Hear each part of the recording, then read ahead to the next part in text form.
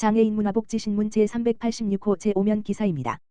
방세환 광주시장 2023 베를린 스페셜올림픽 하계대회 출전 선수 경력 2023 베를린 스페셜올림픽 세계하계대회에 광주시 최초로 3명의 선수가 태극마크를 달고 출전하게 됨에 따라 이들을 격려하는 자리가 마련됐다.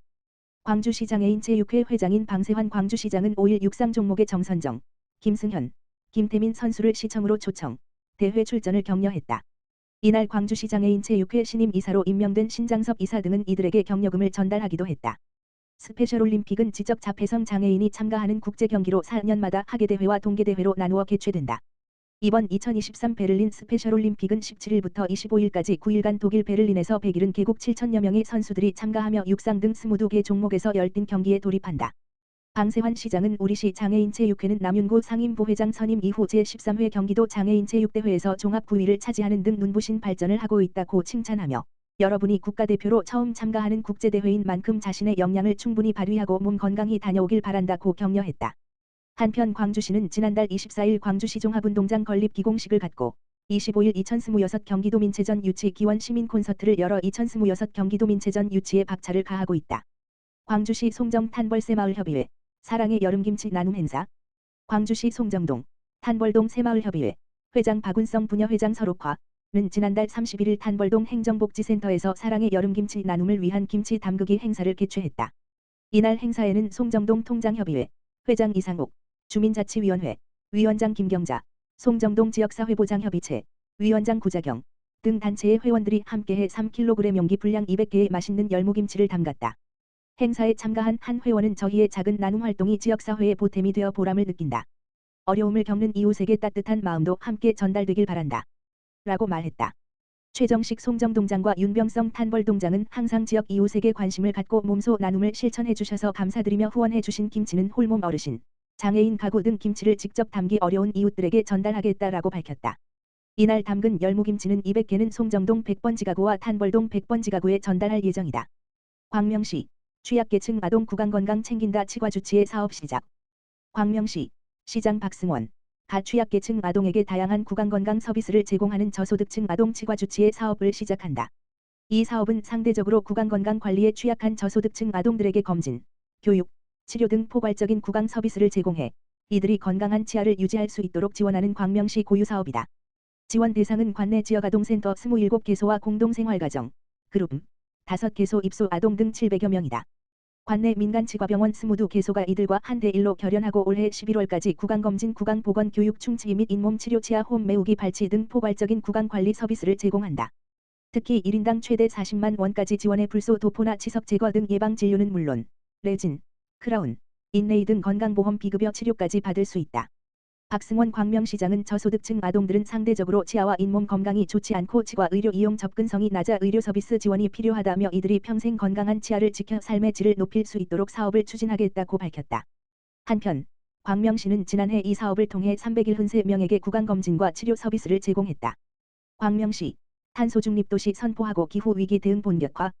광명시 시장 박승원 가 탄소중립도시를 선포하고 탄소중립 실천을 범시민적으로 확대한다. 시는 오는 7월 6일 광명극장에서 기후의병 등 시민 400여 명과 함께 2050 광명시 탄소중립도시 선포식을 개최한다고 7일 밝혔다. 광명시는 이번 선포식에 대해 다양한 기후위기 대응 정책을 시행해 탄소중립 선도도시로 거듭나고 있는 가운데 2050년까지 탄소중립도시로 확고하게 자리매김한다는 비전을 발표하고 시민 참여와 실천을 대대적으로 확산하기 위한 행사라고 설명했다. 시는 선포식에서 탄소중립도시 로드맵 등을 담은 탄소중립도시 비전을 발표하고 기후위기에 대응하는 의로운 광명시민을 뜻하는 1.5도 기후의병 운동을 체계화하는 방안도 발표할 예정이다. 아울러 시 18개 동, 시민단체 등이 거버넌스를 구축해 마련한 탄소중립도시 선언문을 발표해 범시민적 참여를 유도할 계획이다. 선언문에는 탄소중립도시 선포에 따른 광명시와 시민의 책무, 참여 및 실천 의지 등이 담길 예정이다. 박승원 광명시장은 탄소중립에 대한 광명시민의 참여와 실천이 무르익고 있다고 평가하고 우리가 먼저 바꾸지 않으면 지구는 바뀌지 않는다. 시민들과 함께 탄소중립 도시를 실현하기 위해 행정력을 집중할 것이라고 강조했다. 한편 광명시는 전국 최초 기후 대응 전담부서, 기후에너지과 설치, 1.5도 기후의병, 탄소중립 포인트, 시민 환경교육 등 다양한 기후위기 대응 정책을 추진하며 탄소중립 선도도시로 자리 잡았다. 광명시는 이 같은 노력으로 2022년 대한민국 지방자치 혁신대상 기초단체 환경혁신 부문 최우수상을 받았다. 특히 기후의병은 인천, 창원, 파주 등 전국 지자체와 기관이 앞다퉈 벤치마킹하는 정책으로 성장하고 있다. 광명시 정원문화도시 도약키트를 마련한다. 광명시 시장 박승원 가 광명시 정원도시 조성방안 연구용역을 착수하고 정원문화도시로 도약하기 위한 구체적인 전략 마련에 나섰다. 시는 5일 시청 중회의실에서 박승원 광명시장과 관련 부서장, 외부 전문가 등이 참석한 가운데 광명시 정원도시 조성방안 연구용역 착수보고회를 개최했다. 박승원 광명시장은 도시를 가장 아름답고 행복하게 만들어가는 최고의 정책은 정원문화도시라며 광명시 어디에서나 정원을 만나고 시민 누구나 가까운 곳에서 정원과 숲을 누리는 공간복지를 실현하겠다고 말했다. 광명시가 추구하는 정원문화도시는 미세먼지와 기후변화, 저출산 고령화에 따른 지방소멸 등 사회적, 환경적 변화에 유연하게 대응하는 새로운 도시 개념이다. 정원을 통해 탄소 중립에 대응하면서 시민의 환경권을 보장하고 다양한 문화를 접목해 공동체 회복과 지속가능한 성장을 도모하는 게 핵심이다. 시는 6개월 동안 진행되는 이번 연구용역을 통해 정원도시 기본구상안 정원사업 등 세부 추진전략 정원도시 지정 추진체계 이야기와 테마가 있는 정원문화도시 조성안 등을 마련할 계획이다. 시는 앞으로 정원도시의 지속가능성에 무게를 두고 문화, 인문학, 주거, 탄소중립, 역사, 스마트시티 등과의 연계를 토대로 한 중장기 계획도 수립할 방침이다. 시 관계자는 정원도시가 조성되면 탄소중립 실현과 주거환경 개선, 인구 증가, 상권 활성화, 일자리 창출 등 도시의 지속가능한 성장 토대가 마련될 것이라며 내실 있는 연구를 통해 체계적이고 실현 가능성 높은 정원도시 정책을 수립하겠다고 밝혔다. 한편 시는 정원문화도시 조성을 위해 지난 2021년 정원문화 조성 및 진흥에 관한 조례를 제정하고 2022년 광명시 마을정원 7개소, 경기도 마을정원 1개소, 꽃길 6개소, 수직정원 1개소 등을 조성했다. 또 정원문화 확산을 선도할 광명시민정원사도 48명을 양성했다. 이 같은 노력을 바탕으로 제11회 경기도 정원문화박람회를 유치해 올해 10월 세빛공원 일대에서 개최할 예정이며 지난 5월에는 안양천을 지방정원 조성 예정지로 지정받는 성과를 거뒀다. 구리시 교문 1동 서울삼육중학교로부터 구급함 후원받아 구리시 교문 1동 행정복지센터는 지난 31일 서울삼육중학교 교장 김종섭 로부터 교문 1동 저소득 안전 취약계층 가구를 위한 구급함 8세트를 전달받았다.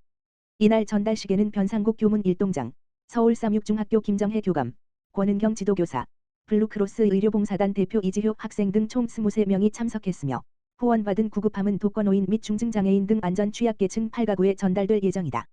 서울삼육중학교 김정혜 교감은 우리 주변에 소외되고 외로움을 느끼는 안전 취약계층 가구를 위해 학생들이 직접 구급함을 마련했다라며 작은 물품이지만 도움이 필요한 분들에게 소중히 사용됐으면 좋겠다라고 말했다. 백경현 구리시장은 어려운 이웃에게 관심을 가지고 기부를 통해 따뜻한 마음을 보내주신 서울삼육중학교 임직원분들과 학생들에게 감사드린다라고 전했다. 한편 서울삼육중학교는 주변에 도움이 필요한 이웃들을 위해 생필품, 백미 라면 김 등을 지속적으로 후원하는 등 지역사회 나눔의 가치를 실현하고 있다. 문화재청 구리시 비공개 구간 동구릉 내 자연학습장 특별 개방한다. 문화재청 국능유적본부 조선왕릉동부지구관리소 소장 김용욱는 6월 17일 오전 10시와 오후 2시 총 2회에 걸쳐 동구릉, 경기도 구리시에서 평소 비공개 구간이던 자연학습장을 특별 개방하는 동구릉, 비밀의 정원을 가다 행사를 개최한다. 동구릉 내의 자연학습장으로 가는 숲길에서 김태휘 조선왕릉 해설사의 왕릉 역사와 숲 생태 해설을 듣고 성수현, 사, 한국풀피리협회 회장의 풀피리 연주를 감상한 뒤 관람객이 직접 풀피리를 연주해보는 색다른 체험도 즐길 수 있다. 또한 탁 트인 풍경과 맑은 하늘이 아름다운 자연학습장에 도착하면 다양한 연령층이 휴식하며 즐길 수 있는 융합, 퓨전, 국악팀 별리와 소리꾼 정초롱의 공연도 관람할 수 있다. 6월 5일부터 국능유적본부 누리집과 조선왕릉 누리집을 통해 선착순 접수한 총 60명, 회당 30명씩의 관람객이 무료, 입장료는 별도로 참여할 수 있다. 문화재청 국능유적본부 조선왕릉동부지구관리소는 이번 행사를 통해 평소 개방하지 않아 마치 비밀의 정원과도 같던 자연학습장 구역을 특별 개방함으로써 관람객들에게 동구릉에서만 누릴 수 있는 휴식의 기회를 제공하고자 한다.